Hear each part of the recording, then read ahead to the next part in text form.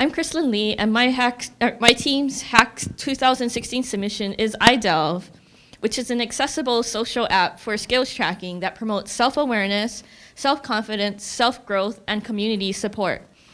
This was built to support the state's integrated employment initiatives. Integrated employment is when people with disabilities are able to work for fair pay alongside people without disabilities with equal advancement opportunities. Let me tell you a story about a sandwich shop employee.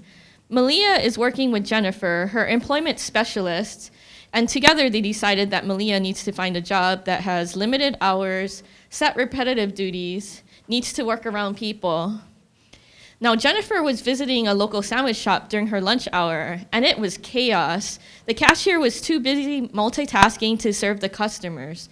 So Jennifer came up with a plan and presented a business proposal to Mr. Higa, the owner of the sandwich shop, about how hiring Malia to work during the lunch hour will benefit his business. He looked through the plan and agreed that it was reasonable, and it turned out to be the right decision. Malia loved her job, and the people loved her. Sales and customer satisfaction increased.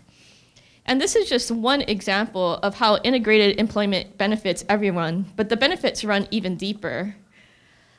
They benefit the employee, obviously. The employer, as you could see from the story, also had benefits. And society has a lot to benefit from integrated employment too, especially because of the diversity that it introduces. The federal government has mandated the need for integrated employment because work is considered a fundamental life activity for all individuals.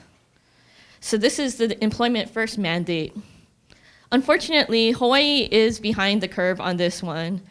Actually, they are the very last, the lowest nation with the lowest integrated employment participation. So things need to change.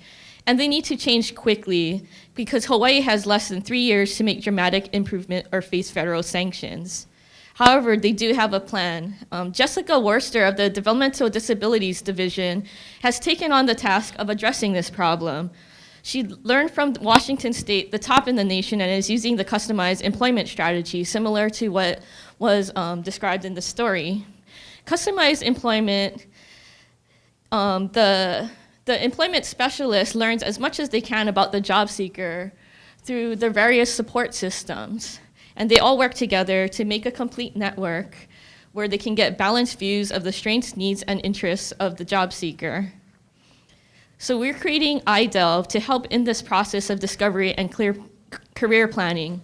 iDelve is a consumer-focused app giving job seekers with full control and access to the career-related information. Throughout this hackathon, we're working closely with the Department of Health and end users to design an app that they can really use. And they emphasize that it must be simple, accessible, easy to use, and the iPad is a target platform. So this is our app. You can see there are 3 choices: my profile, my team, and my resume. So looking at my profile, we use simple prompts to help users provide information about themselves. And while they may sound simple, these statements are actually a proven way to affirm a person's value and promote their self-awareness, self-esteem, and self-confidence as they continue to interact and reflect on them. Let's see. So taking all of this information together makes it easy for the employment specialist to identify employment opportunities. My team provides them with contact information about people that are supporting them, and their team can network with each other and help capture and post information on behalf of the job seeker. My resume collects the information from the app and creates resumes by identifying employable skills and personality traits, and that those resumes can be sent to employers or whoever else needs it. And we also want to provide training. So this is a consumer-driven app, so it'd be maintained through the private sector.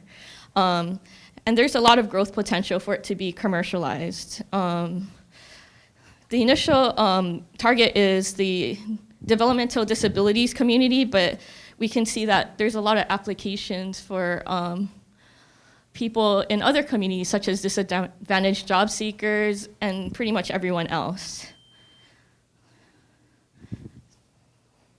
So, yeah, thank you for listening to her presentation.